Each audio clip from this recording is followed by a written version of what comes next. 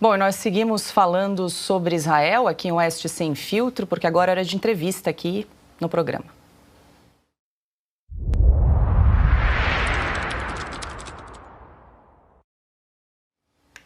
Bom, o nosso contato é com o analista político José Carlos Sepúlveda da Fonseca. Muito boa noite, seja bem-vindo aqui em Oeste Sem Filtro. Boa noite, Paula. Eu não estou ouvindo o áudio. Mas eu escuto, Paula. Eu fiz os testes todos. Pronto, agora estou ouvindo o senhor. Tá, seja bem-vindo novamente. Boa noite, Paula. É uma alegria estar aqui.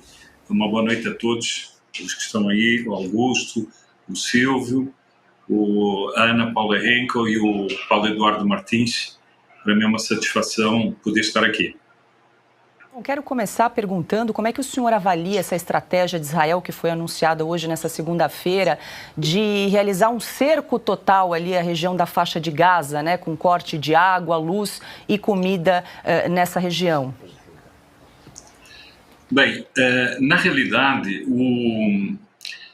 a decisão do governo de Israel é uma decisão que exige a libertação imediata de todos os reféns feitos pelo Hamas.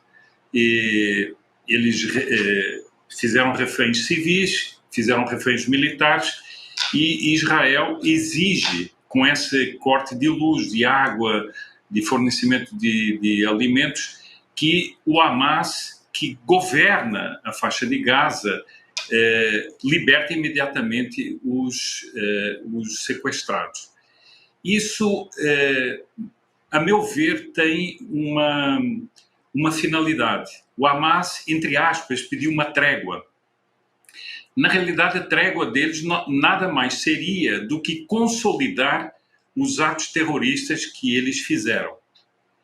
Eu gostaria aqui de só lembrar o seguinte, que nessa guerra toda existe também uma guerra de palavras. E eu acho que um dos pontos importantes é nós não deixarmos confundirmos os palestinos com o Hamas. Na realidade, muitos palestinos se dizem vítimas do próprio Hamas. Muitos palestinos vivem pacificamente ali na faixa de Gaza e trabalham em Israel. Há até políticos no Knesset que são palestinos. Portanto, essa confusão entre palestinos e o Hamas é perniciosa. O Hamas é uma realidade terrorista e política e terrorista dentro dos palestinos, mas não representa realmente os palestinos. Mas a eles lhes convém ficar atrás dessa fachada da causa palestina. Esse seria o primeiro ponto. E um outro ponto que eu acho importante é o seguinte: nós vamos agora ver a mídia engajada e a mídia militante começar a dizer que houve muitas mortes civis nos palestinos. Acontece que os combatentes do Hamas não são vinculados a nenhum exército oficial. E por isso eles são considerados civis, embora sejam verdadeiros combatentes, não é? Terroristas. E por isso a mídia vai usar essa linguagem, que é uma linguagem dúbia, para enganar as pessoas. Civis estão sendo mortos, quando na maior parte deles são terroristas que estão sendo mortos ou feridos. Agora, me parece que essa opção do governo de Israel é uma opção necessária diante da violência que foi feita contra a sociedade civil em Israel. Perfeito. Professor Sepúlveda, nós vamos abrir aqui a rodada para as perguntas dos nossos comentaristas. Silvio Navarro. Professor, boa noite. Obrigado pela entrevista. Muito se fala, né, acompanhando a análise de estrategistas, de especialistas, que houve uma falha sem precedentes na segurança por parte de Israel, uma referência mundial nesse tema, nesse assunto, evidentemente, mas que foi enganada, que houve desatenção, houve ataques cibernéticos paralelamente. Enfim, como é que o senhor avalia a falha na detecção, especialmente, que esse ataque era iminente? Silvio, eu acho que essa pergunta é muito interessante, porque dizem que não voa uma mosca ali na fronteira sem que Israel perceba, né? Então, como é que eles não perceberam isso? Para mim, ficam algumas dúvidas.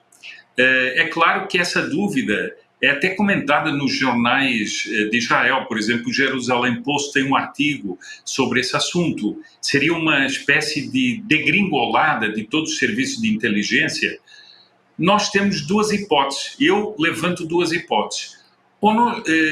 Israel está afundada há vários meses numa luta interna feroz, em que países como, por exemplo, o governo dos Estados Unidos, do Biden, tentou de todas as maneiras fragilizar o governo do Netanyahu a respeito da reforma do judiciário e da reforma que ele tinha proposto.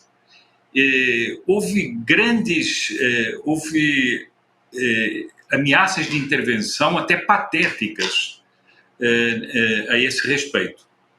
Mas isso dividiu também as forças em Israel, as forças políticas, as forças jurídicas e as forças militares. Nós tivemos declarações de militares, tanto da reserva como da ativa, dizendo que eles não defenderiam Israel caso houvesse alguma agressão por causa da reforma do judiciário que estava sendo levada adiante. Ora, isso é muito grave.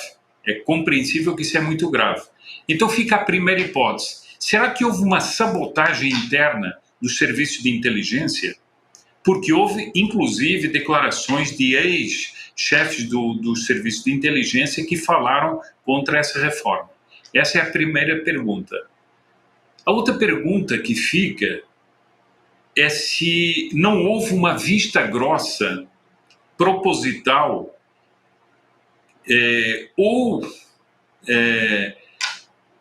que deixasse o Hamas avançar nos seus desígnios para justificar uma ação militar, não apenas contra o Hamas, mas contra forças como o Irã. E eu digo o seguinte: o Hamas não teria capacidade de fazer toda essa ação que ele fez sem ajuda de Estados por trás. Eu considero que estão por trás o Irã, mais imediatamente, e a Rússia também. O Hamas, os dirigentes do Hamas tiveram nos últimos meses, várias vezes na Rússia, tiveram contatos com Putin e tiveram contatos com o chefe dos chechenos, o ditador Kadyrov, portanto um homem de radical muçulmano, e eles tiveram esses contatos e também tiveram contatos mais diretos com o regime do Irã. E eu acho que toda essa ação teve uma colaboração, não só de treinos, mas como interferências na guerra eletrônica, etc. Pergunta é, foi apenas uma falha? Foi uma sabotagem interna? Ou também houve, digamos, forças externas que puderam realmente causar esse colapso nos sistemas de informação de Israel? Professor Augusto Nunes tem uma pergunta para o senhor. Boa noite, professor. Muito obrigado pela entrevista. O que o senhor tem achado da reação do governo brasileiro ao ataque a Israel?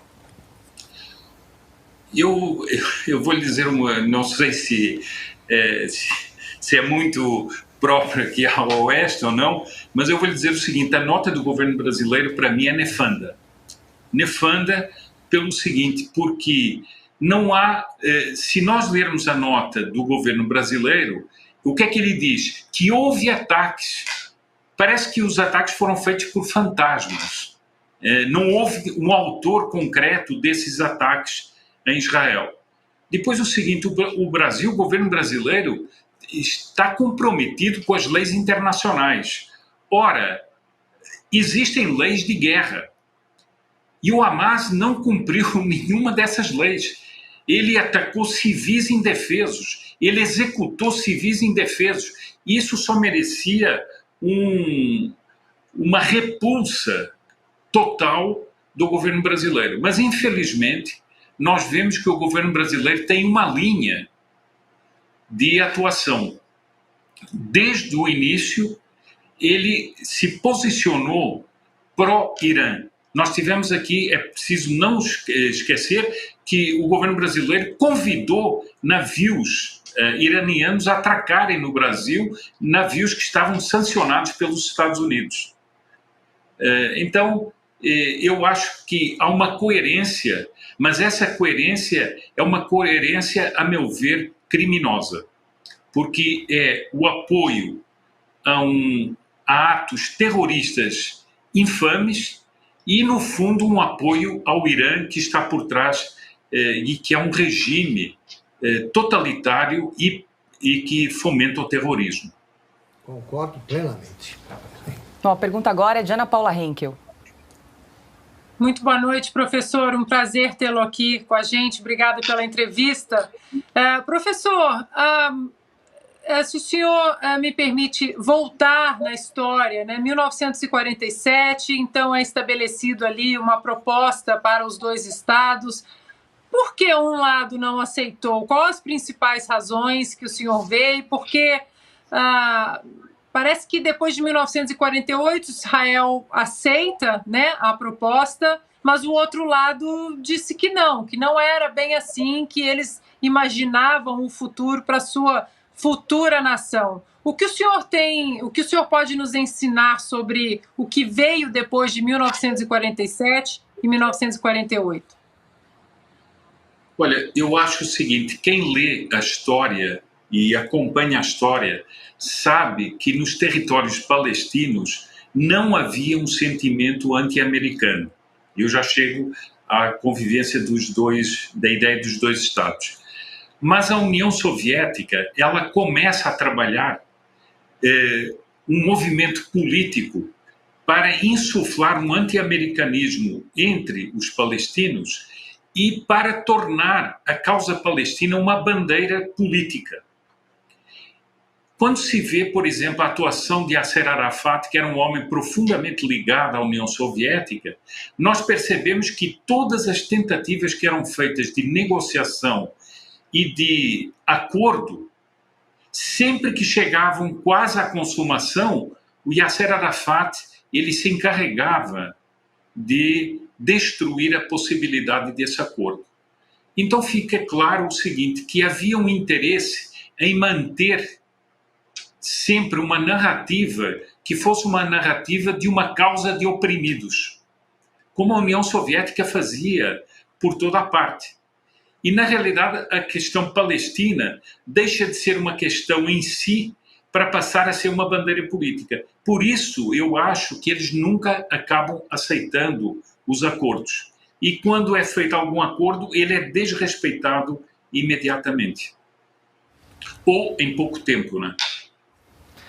Bom, nós conversamos com o analista político José Carlos Sepúlveda. Professor, muito obrigada pela sua participação, pela entrevista aqui em Oeste Sem Filtro. Uma boa noite, até uma próxima. Uma boa noite, muito obrigado pelo convite e até uma próxima.